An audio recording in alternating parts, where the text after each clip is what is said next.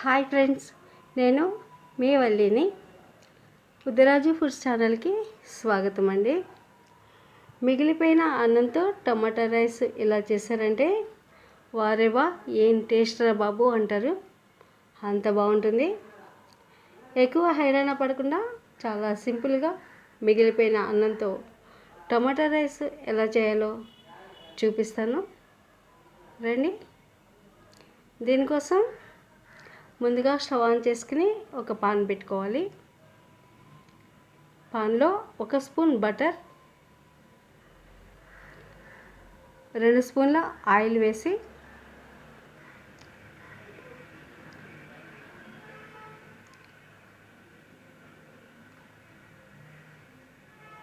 Whole garam masala దినుసులన్నిటిని వేసి ఒకసారి fry చేసుకోవాలండి.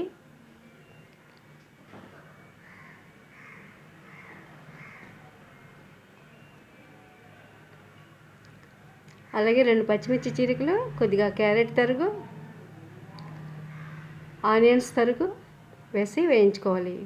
మీరు జీడిపప్పు, ఆలు, క్యాలీఫ్లవర్ కూడా వేసుకోవచ్చు.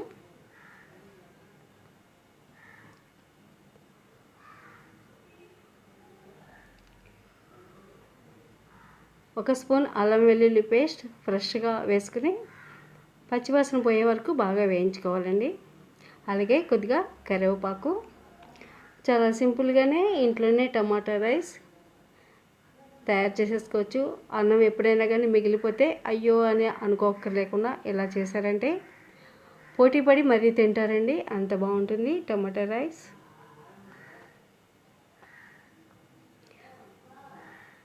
అది తగినంత ఉప్పు, కారం, పసుపు, గరం మసాలా, ధనియాల పొడి, జీలకర్ర పొడి, ఒక 3 టమాటాలని మెత్తగా పేస్ట్ చేసుకోవాలండి. అది కూడా పోపులో వేసేసుకోవాలి. పైన చిన్న క్లిప్ మిస్ అయిందండి.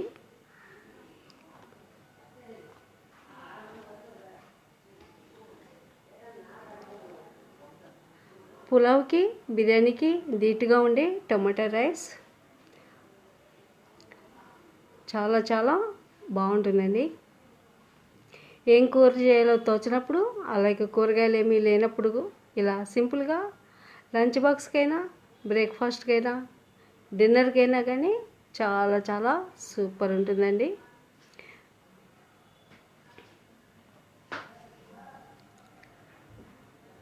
కొంచెం దగ్గరికి వచ్చినంత వరకు ఫ్రై చేసుకోవాలి. అంటే టమాటాలు పచ్చివే పేస్ట్ చేసాం కాబట్టి పచ్చివాసన పోయేదాకా ఒక 2-3 నిమిషాలు ఫ్రై చేసుకోవాలి.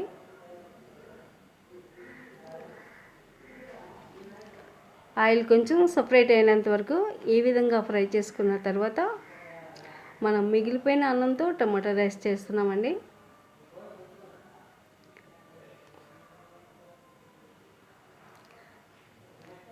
టమాటా బాగా ఫ్రై అయిన తర్వాత అన్నం కూడా పొడి పొడిగా చేసుకుని రైస్ని పాన్లో వేసేసుకోవాలి.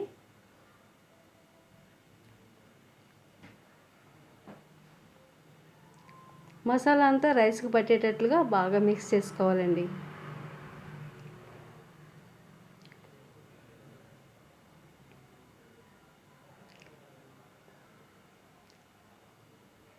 ఒక 3 నిమిషాలు మీడియం ఫ్లేమ్లో బాగా ఫ్రై చేసుకోవాలి. అప్పుడు చాలా బాగుంటుంది. కొంచెం ఫ్రై క్రిస్పీగా అయినట్లుగా టేస్టీగా ఉంటుంది.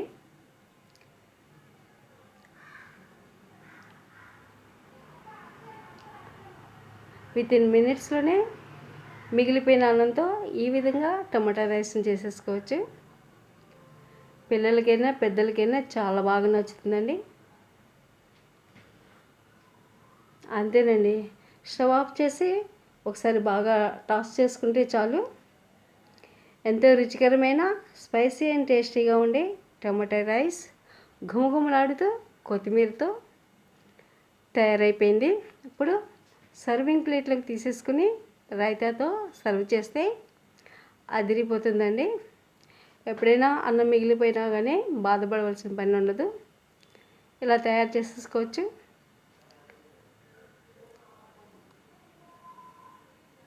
మీరు ట్రై చేసి మీకు ఎలా కుదిరిందో కామెంట్ చేయండి.